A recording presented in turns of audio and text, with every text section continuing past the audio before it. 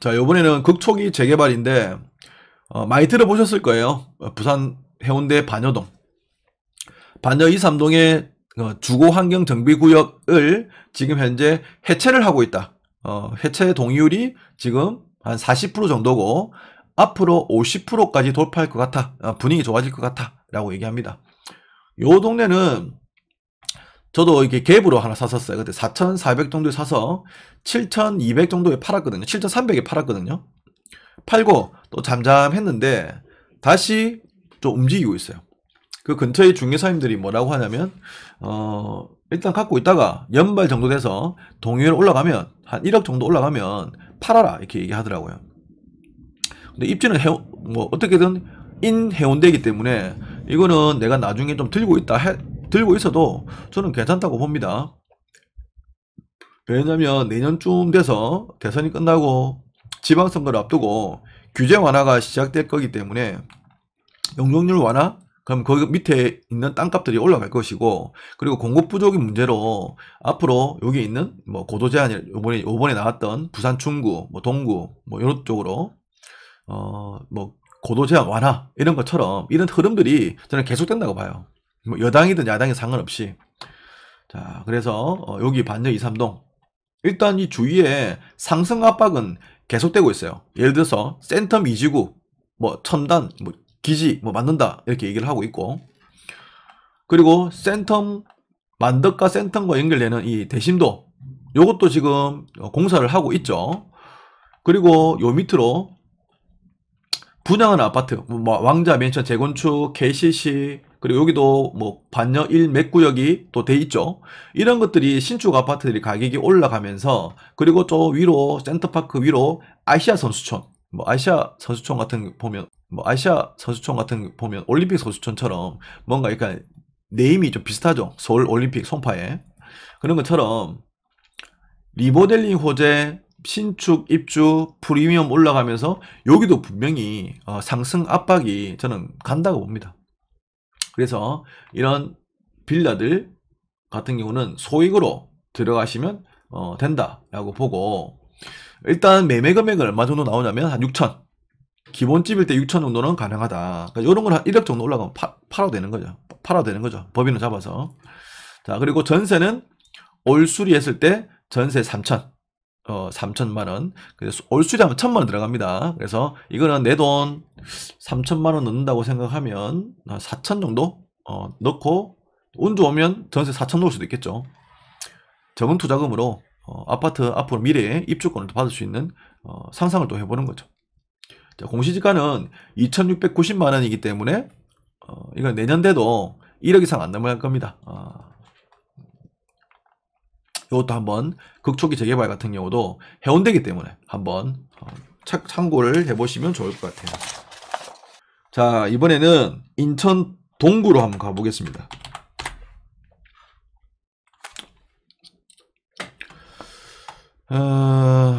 저 같은 경우는 인천에 여기 갖고 있는 물건이 한 11개 정도 되거든요. 요번에 많이 올랐어요. 많이 올랐는데 그 중에 하나 들고 있는 게 요 근처로 하수 화평 재개발 구역에 있는 물건들을 갭 한 6천 정도?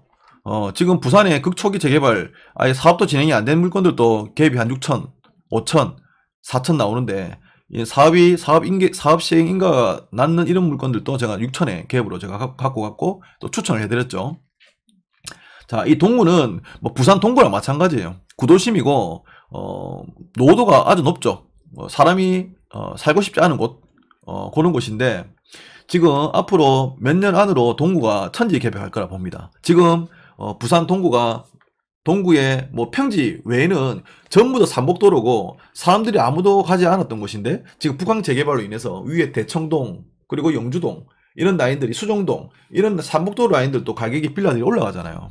어떻게 보면 북항 하나로만으로도 뭔가 이렇게 천지 개벽이 할 수 있는 곳이죠. 구도심인데 지금 이제 오늘 기사 나온 것처럼 뭐 용두산 타워도 엄청난 타워로 만든다라고 하고 고도 제한을 푼다라고 얘기하듯이 앞으로 미래 가치가 아주 있다라고 봅니다. 마찬가지로 인천 동구도 저는 마찬가지라 봐요. 똑같다고 봅니다. 지금 재개발할 구역들이 엄청나게 많아요. 지금 여기에 하수화평 재개발, 그 다음에 송림 1, 2구역이 지금도 진행되고 있고, 그리고 금송지구도 이렇게 되고 있어요. 대단지가 빡빡 여기 1, 2, 3 이렇게 진행되는 거예요. 그러면 이 주위에 있는 신축들이 날개를 달겠죠. 그럼 그 주위에 그 가운데 끼어 있는 이런 아파트들도 가격이 분명히 기대치로 맞춰가지고 올라간다라는 거죠. 여기 마찬가지 여기도 보면 밑으로 동인천역이 있죠. 자, 이 동인천역은 서울과 연결되는 라인입니다. 동인천역에 급행을 타면 30분 만에 여의도까지 갑니다.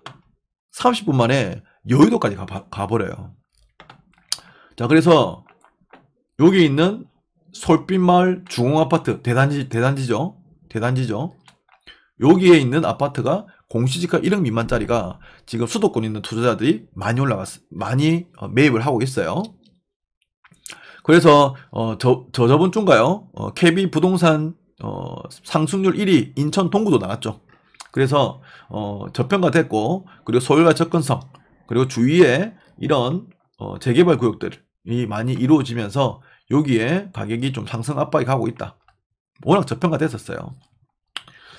자, 근데 내년에 여기 지금 금성지구 여기에 있는 재개발 전도관 여기 재개발 지역들이 이주를 한답니다. 내년 4월달부터. 그럼 여기에 웬만한 20평대 방 3개짜리 방 2개짜리 이런 아파트들이 전세가 부족할 거란 말이죠. 재개발이 많이 이루어지고 있으니까. 그래서 충분히 여기도 전세가가 높고 매매 수요도 있고 갭 투자들도 계속 대기하고 있고. 자, 아파트는 뭐 이렇게 생겼습니다. 충분히 대단지라서 제가 중개사님한테 혹시 이거 대단지고 역세권이고 앞으로 주위에 대단지 아파트 개발도 있는데 리모델링 같은 거는 얘기는 없습니까? 라고 했더니 아직 얘기는 없대요. 연식도 아직까지 뭐 오래되지 않았고, 그래서 지금 일단 매매 금액은 한 2억 2천. 자, 요게 공시지가가 9,450만원입니다. 1억 미만이에요. 1억 미만입니다. 자, 매도가는 2억 2천. 전세는 올 수리했을 때 1억 9,500입니다. 매매 금액과 전세 금액이 큰 차이 안 나고, 한 전세 금액 정도로 적으셔가지고, 지금 현재 전세 금액 정도로 적으셔가지고, 무피, 투자금 조금 해서, 들고 가시면 되지 않겠나라고 봅니다.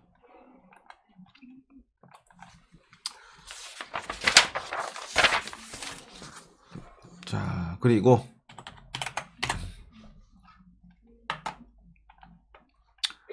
자, 부산에도 극초기 재개발이 있죠.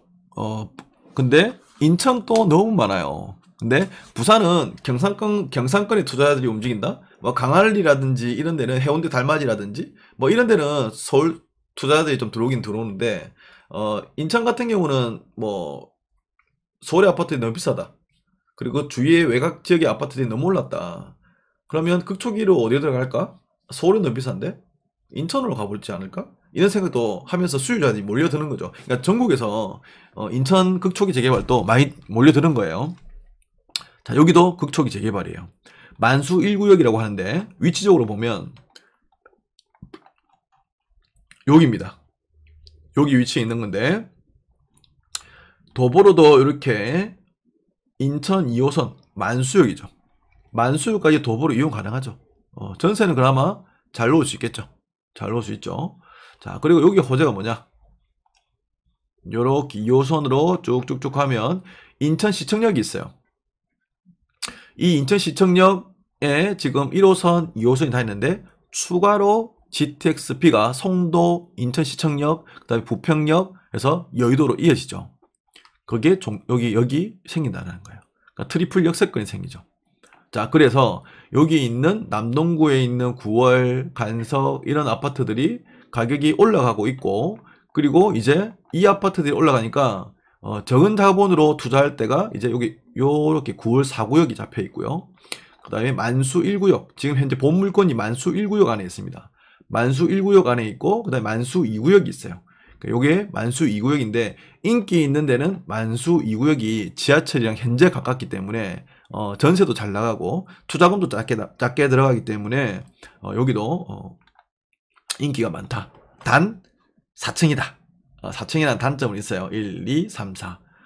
이 극초기 재개발 같은 경우는 빌라인데 좀 오래됐잖아요. 대부분 오래됐는데 좀 유심히 봐야 될 거는 뭐냐면 우리가 현장을 가서 봐야 될 거는 혹시 윗세대에 누수가 있는지 없는지를 좀 봐야 돼요. 우리 여기 이렇게 봐서는 100% 모르잖아요. 물론 그리고 두 번째는 전세 놓으려면 2층, 뭐 1층 아니면 3층까지는 좀 괜찮아요. 근데 4층까지 올라가기에는 부담스러운 거죠. 젊은 사람 외에는 올라가기 힘들다라는 거죠. 그래서 그런 걸 좀 감안해가지고 입찰가도 그거를 또 체크를 해서 감안해서 입찰가를 조금 낮춰가지고 들어가시면 될 것 같아요. 왜 금액이 싸면 올수리 해놓고 어차피 올수리는 같이 뭐 1층이든 2층이든 4층이든 어차피 올수리는 해야 되는데 금액적으로 가격이 저렴하다면 가성비가 높다면 운동한다 생각하고 뭐 4층까지 전세가 들어올 수도 있겠죠.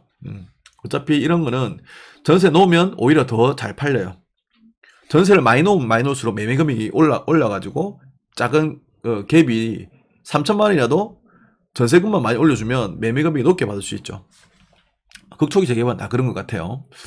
그래서 요거는 일단 역세권이고 하기 때문에 전세 놓기가 좀 더 편하지 않겠나. 조금은 단점은 4층이다 라는 거.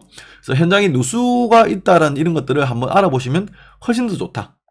왜냐면 여기 공룡이라 해도 옥상 같은 게 공룡이라 해도 의견 일치가 빠르지 않아요. 뭐 1층 세대, 2층 세대, 3층 세대, 4층 세대가 입이 맞아가지고 아유 뭐 당신들 알아서 하세요라고 하면 우리가 소송을 통해 가지고 해야 될 방법밖에 없기 때문에 힘들고 여기 있는 사람들 돈이 많지가 않거든요. 그래서 의견 일치가 다 일어나지 않아요. 그래서 제일 마음껏 판 사람, 내가 빨리 지금 매매해서 수리해서 전세 넣어야 되는 이 낙찰자 마음 외에는 바쁘지가 않습니다. 그래서 옥상에 누수가 뭐 초록색 진한 방수가 되어 있는지도 한번 체크해 보면 더 도움이 되겠죠. 자, 어쨌든 요거 매매 금액은 현재 1억 1,000입니다. 1억 1,000. 그리고 전세는 5,800에서 올수리 했을 때는 6,000까지 5,800에서 6,000 정도까지 가능하기 때문에 뭐 요거는 뭐 한 7, 8천 정도 적어 가지고 입찰해서 뭐 단타로 매매를 해도 되고 아니면 좀 들고 있다가 금액이 조금 더 올라갔을 때 매매를 또 택하시면 될 것 같습니다.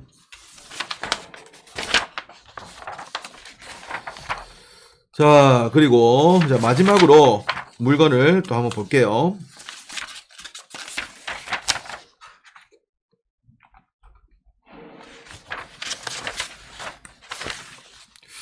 (103952)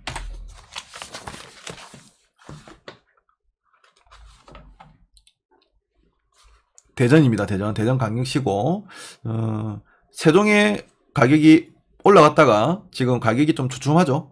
아무래도 세종시 그 천도론의 힘에 약해지다 보니까 세종시의 그 힘도 약해지는 것 같은데 일단 세종과 대전에 입주 물량은 없어요. 계속 줄어들고 있어요. 그래서 상승 흐름은 계속 될 것이다. 다만 좀 아쉬운 부분은 세종의 에너지가 대전으로 그냥 들어왔어야 되는데 세종과 그 표 논리로 인해서 세종과 대전을 떨어뜨렸다라는 게 장기적으로 봤을 때는 저게 유지가 될 것인가라는 그런 부분도 봐요. 저는 세종시 같은 거는 포퓰리즘이 많은 도시가 아닌가라고 보거든요. 어쨌든 세종시가 지금 좀 주춤한 부분이 있고 대전 같은 경우는 세종시가 주춤하니까 대전도 신축 외에는 그렇게 크게 움직이지는 않아요. 근데 공급은 없어요. 호재는 있죠. 대전 2호선, 충청 강력권 이런 교통 호재들이 살아는 있어요. 자, 여기도 역시 마찬가지로 아까 부산의 동구, 그리고 인천의 동구, 대전의 동구예요. 동구는 구도심입니다. 구도심, 아주 구도심인데 여기에 자, 요렇게 철길 바로 옆에 이렇게 가장자리에 이렇게 있는데 요 주위에는 재건축으로 이렇게 분양을 해서 지어지고 있고요. 그다음 여기는 홍도 아파트라고 합니다. 홍도 아파트. 부동산 진을 보고 빅데이터 지도를 보면 일단 동구 쪽이 좀 빨간색으로 좀 인기가 좀 있거든요. 가격 상승이 좀 움직이고 있고 그중에 홍도 아파트도 가격이 좀 올라가고 있더라고요. 왜? 공시지가 1억 미만이에요. 강력시의 공시지가 1억 미만. 여러분들 대부분 중소도시 공시지가 1억 미만을 찾아다니잖아요. 근데 그런 공시지가 1억 미만의 아파트를 사고 나면 뭔가 마음이 조금 불안하지 않아요? 혹시 4년간 묶였을 때 어떻게 해야 되지? 근데 강력시는 중소도시보다 조금 더 마음이 편하죠. 그래서 이왕이면 저는 강릉시 중도시에 있는 공시지가 1억 미만도 괜찮지만 수익은 오히려 더 좋을 수도 있겠죠. 근데 이런 강릉시에 있는 아파트들도 하나씩 공시지가 1억 미만을 또 매입하는 것도 좀 괜찮지 않겠나라고 봅니다. 왜? 상승 에너지가 움직였을 때 더 크게 상승한 곳이 강릉시고, 그리고 수도권이고 서울이거든요. 자, 여기는 대구 동구고, 공시지가 6천입니다. 6천. 1억 미만이죠. 18평이고, 지금 이 홍도 마을 공유중개사님이 그거 딱 하나 단독으로 있더라고요. 그래서 전화해서 물어봤더니 여기에 사시가 다 돼 있답니다. 사시가 다 돼 있고, 지금 갭 투자자들이 매수를 원하고 있다. 물건이 나오면 매수를 원하고 있다라고 얘기하고, 또 이분이 매매 금액은 얼마 정도 팔아줄 수 있습니까? 라고 물어보니까 한 1억 2,500 정도면 가능하다. 근데 수수료를 좀 더 주면 한 1억 3천도 한번 해보겠다 라고 해요. 그래서 이분은 돈만 좀 잘 흔들면 잘 팔아주실 것 같아요. 자, 어쨌든 지금 현재 매매 금액은 1억 2,500, 그 전세는 1억에서 한 1억 1천 정도 올 수 있을 때 가능하다. 그래서 요거는 전세 금액 요 최저가 정도로 들어가셔가지고 매매 한 1억 2,500이지만 조금 더 장기적으로 보면 좋지 않겠나 라고 보고 들어갑니다. 혹시 18층이지만 여기도 재건축이 됐거든요. 재건축이 됐어요. 여기도 나중에 뭔가 에너지가 더 커졌을 때 대전역 바로 옆이거든요. 여기도 나중에 에너지가 상승 에너지가 쌓이면 충분히 재건축 또는 리모델링 또는 요즘 빨리 할 수 있는 소규모 정비 사업, 이 세 가지 중에 하나라도 움직이지 않겠나라고 봅니다. 그래서 이런 움직임들도 추가 상승 여부가 충분히 보너스를 받을 수 있는 부분이기 때문에 이런 것도 유념하시고 같이 투자를 또 같이 하시면 좋을 것 같아요. 자, 오늘은 여기까지 하고, 일단 지금 인터넷을 끼고 또는 핸드폰으로 뉴스를 살펴보시면 비관적인 얘기들이 많이 나옵니다. 근데 아까 처음으로 돌아가서 말씀드리자면, 오히려 비관론일 때 기회다. 비관론일 때 자신있게 용기를 내서 사시는 분들이 승자가 될 것이고 돈을 더 버는 사람이 된다는 거죠. 그래서 이런 말도 있죠.